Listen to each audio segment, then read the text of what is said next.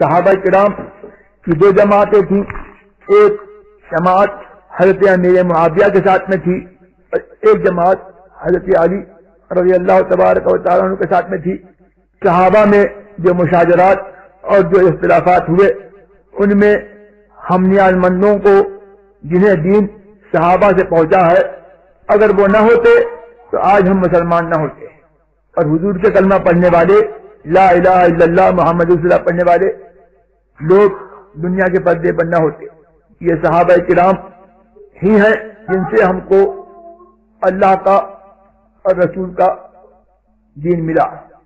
ہمیں یہ اجازت نہیں ہے کہ ہم ان کے مشاجرات میں اور ان کے اختلافات میں منہ کھولیں. یہ اجمالی عقیدہ بس ہے کہ حضرت علی رضی اللہ تبارک و تعالی عنہ اس جنگ میں برسر حق تھے اور حضرت امیر معاویہ رضی اللہ تبارک و تعالی عنہ سے اجتہادی خطا ہوئی. مجتہد اگر اپنے اجتہاد میں خطا کرے تو بھی وہ مستحق ثواب ہے اور اگر وہ وجہ ثواب کو پائے اور برسر حق ہو برحق ہو تو بھی مستحق ثواب ہے اور اس کا ثواب ہاتھی کی بنسبت دگنا ہے.